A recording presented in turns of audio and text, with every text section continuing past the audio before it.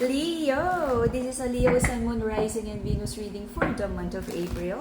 For your personal reading, kindly send me a direct message. Kamusta mga Leo? Tignan natin kung anong meron sa energy ng mga Leo this month of April.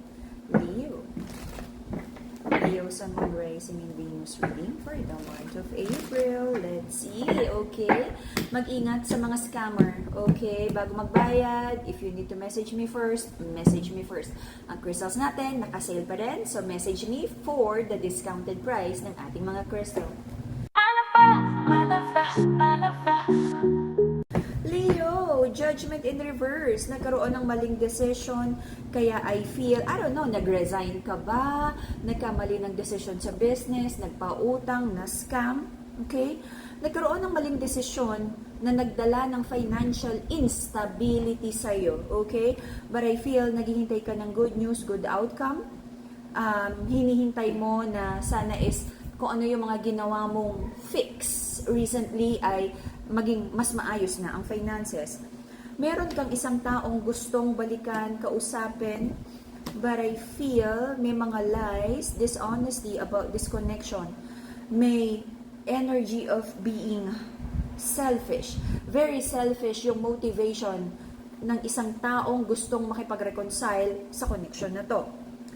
May decision here, decision na this time, sabi ng mga Leo, gusto ng maayos, stable na connection. Okay? Leading to long term. May isang, okay, is the masculine trying to choose between someone na nakikita niya as the empress, isang taong binigyan niya ng pangako, at isang pang feminine here. There is a strong soul connection at iniisip ng mga Leo kung saan ba talaga magbibigay. I feel this on the side of the masculine because may third party energy here. I don't care kung hindi na kinakausap yung isa, merong kinukonsider si masculine na gustong kausapin na feminine, at the masculine still feels very passionately connected with his feminine. Okay. Strong soul connection. But right now, sabi ng masculine, gusto niyang magdahan-dahan in making a decision. Marami ding iniisip yung masculine about finances. Maraming gustong ayusin. If there is like a court case, demandahan sa negosyo, utang, kung ano man to, and doing the right thing. Maaring may pinasok din na kontrata na hindi maganda. For some of you, merong like, kasi may nakita akong empress, isang babaeng binigyan ng long-term plans, maaring nagkaroon ng kasal or engagement na right now very shaky ng energy. The masculine feels passionately drawn or confused right now to two feminine energies. At may gustong balikan ang masculine, gustong ligawan, i-pursue ulit. But, let's see. The reason for the reading is there's a feminine energy here na nag-hold back ng offer of love. Sobra siyang nalungkot because wala naman siyang nakitang pagbabago sa relationship na to. I feel totoo naman yung pagmamahal ng feminine, but napagod siya because the masculine, parang meron siyang hinihintay na pagbabago or solid offer sa masculine pero hindi niya yon natanggap. Recent pa, sabi ng mga Leo, nag-iisip siya about an offer of love. Tama ba to? Ibibigay na ba to? Magbibigay na ba ng full commitment ulit this time? Okay? Natatakot ang mga Leo na magkaroon ng maling decision na naman about love. Okay? Kasi parang, especially the masculine kasi yung pursuer ng relationship. Natatakot yung masculine na baka pag nagmadali siyang mag-commit, baka bigla niyang maisip na meron pala siyang ibang gusto. I feel this is more on the Leo energy, even like kung yung, even if feminine yung Leo here, parang may pinagpipilian na energies, may hang up or meron pang iniisip na baka there's someone better somewhere out there. Okay? May pinagdadasal ang mga Leo. Sabi ng mga Leo, gusto niya ng totoong pagmamahal this time. Meron siyang, the Leos are feeling so nostalgic about a past love that feels so like Disney princess energy love connection. Like a fairy tale energy of a love connection. Sabi niya, gusto niya ganong klaseng love. Pero nag-hold back siya na mag-communicates dito sa tao na to. Be careful about those kind of, if something feels too good to be true, it probably is, okay?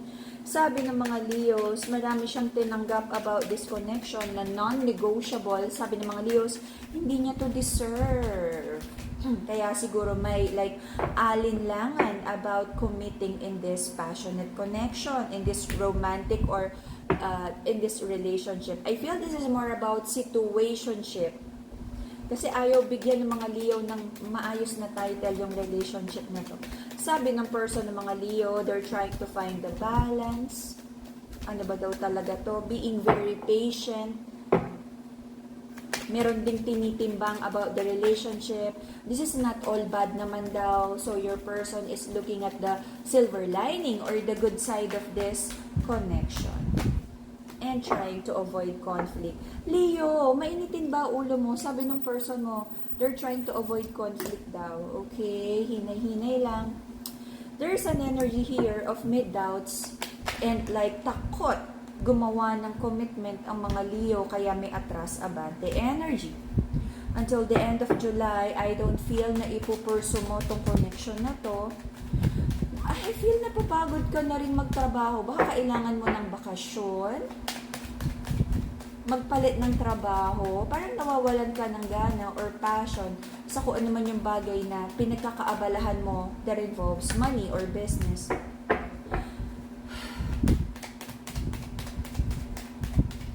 You're trying to juggle also, hinahanap mo yung balance, life, love, career. I feel sobra kang nag-focus sa career, yung mga like yung past years, kaya medyo may napapagod na energy here. Pero I don't feel naman nabibitiwan mo tong career na to, but parang napapagod ka na. Gusto mo na bang mag-resign? Magpalit ng trabaho? May burnout energy, baka naman kailangan mo lang magpahinga. Napapagod ka ng ipaglaban tong business or career na to. Why are you losing passion? Why are you losing passion? Okay, meron ding isang love connection. Anong nangyayari sa mga Leo? Meron ding isang love connection dito na parang natatabangan ka na, nawawalan ka ng gana, or like you're losing passion. Hindi ka na naa-attract sa person na to. But I don't know, sorry sa makakarinig ha, para sa person ng mga Leo. Parang, the term na naririnig ko sa isip ng mga Leo, parang pinagtsatsagaan mo na lang tong tao na to. Bakit?